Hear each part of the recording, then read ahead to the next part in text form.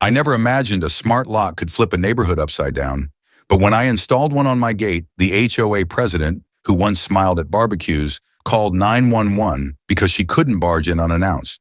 That one click exposed fake documents, forged signatures, and an entire web of corruption hiding behind community rules. This isn't just about property, it's about power, control, and what happens when you say, no more. Before I start, tell me in the comments, where are you watching from? I never thought a lock could change the shape of a neighborhood, but that's exactly where this begins. 3 muddy prints cut across my backyard, and a woman I'd smiled to at barbecues walked through my gate like it was her mailbox. Her name was Mara Green, board president, always polished, always sure. She had that look people give when they believe rules live to bless their judgments. And when I watched the footage later, her shoes, her little nod, I felt a small, surprised anger that grew the way all real anger does. Slowly and then, all at once. We tried polite first. I raised my hand at the monthly meeting and asked in the calmest voice I could find, "Why did you come on my property?" She answered with that practice tone. Inspections, safety checks, the community's best interest. The room did what rooms do, leaned one way or the other. Some people nodded like she'd spoken scripture. Others shifted uncomfortably. I left that meeting with 2 ideas. Rules protect the ones who write them. And if you don't protect your home, nobody else will. So I put a smart lock on the gate. Not theatrical, just practical control who comes in. Get a timestamp if someone does. It felt reasonable. To Mara, it felt like defiance. 2 days. Later, she pounded on the gate until the porch light blinked. "You can't deny board access," she said, voice flat, eyes like a principal disciplining a student. I told her politely to schedule. She walked away with that small, satisfied lift to the chin people get when they've made their authority known. Then the paper started. An envelope under my door and notice of non-compliance with a fine attached official, looking sealed intimidating letterhead, a signature, a due date. I called the law firm named in it. They had no record. I emailed the HOA address on the notice. It bounced back. At first I thought bureaucrats make mistakes. Then another notice came. Then a certified letter. Then a final notice with a demand for immediate payment. The emails looked right. If you weren't looking closely, the documents felt right.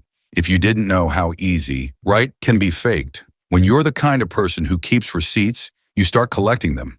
I saved each envelope, screen-capped emails, pulled camera footage. A neighbor, Matt, knocked with his own story, a landscaping vendor that always somehow matched a treasurer's last name. A charge for tree removal that no one could remember approving. Small things that feel petty alone, but when you stack them, a pattern forms.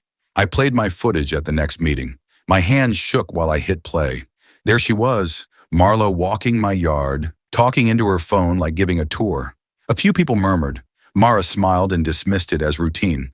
Denise from 2 doors down stood and said plainly, "You don't just enter someone's property." That line split the room. On one side, people who trusted the board to keep things pretty, and on the other, folks tired of being policed by someone else's idea of order. After the meeting, an anonymous packet appeared on my porch, photocopies of invoices, check stubs, vendor receipts. Some names were real companies, others were shell names. I took them to a forensic accountant who looked at the trail and told me what I suspected. Payments routed through small LLCs, reimbursements that coincided with board-approved projects, vendors with addresses that match relatives. Not proof of grand theft yet, but a crooked map. And crooked maps become crimes if people follow them. Detective Alvarez came in with a patient, steady voice. "We see impersonation often," he said. "Make it official enough and people bow to it." He subpoenaed records, traced email headers, and the thin veneer began to flake. Domains were spoofed. Signatures were photocopied. Contracts existed on paper, but not in bidding records. It wasn't dramatic in a movie way. It was paperwork, and it was cruelly effective. When the prosecutor filed charges wire fraud, embezzlement, impersonation, the neighborhood reacted like a small town in a novel. Some called it a witch hunt. Others admitted quietly they'd felt uneasy for a while. The tragic thing was how plausible they for the good of the community story sounded. There's a comfortable lie people tell themselves that someone has to make unpopular choices to maintain value and peace. That lie makes the true cost invisible until it's not. The tipping point was public. News vans pulled up, cameras on tripods, microphones like accusing fingers. Once it was a spectacle, people who had been silent found words. A woman who'd been fined for a tiny garden gnome told the camera she'd paid out of fear. A retired teacher described a vendor who always showed up with the same invoice number. It's one thing to grumble over a fence, it's another to see an invoice trail that points to a cousin's company and realize the rules serve profit more than community. I remember the moment the prosecutor set a paper on the table and everyone could see the pattern. Vendor after vendor, check after check, and the room felt like it had been split open. That hush was loud. People who had trusted Mara's firm hand looked at each other like strangers. I felt awful for wanting to be left alone, but also fierce. The kind of fierce that shows up when you know your privacy has been treated like a commodity. My wife squeezed my hand in the courtroom once, and that small touch kept me steady when the evidence felt like a weight on the chest. Mara on the stand was composed, precisely the old smile that convinced people she was reasonable. When the prosecutor asked why she entered my yard without permission, she said, calm as clockwork, it was to ensure safety. When asked about vendor payments, she called discrepancies administrative errors. There's a curious strain in people who morph protection into control.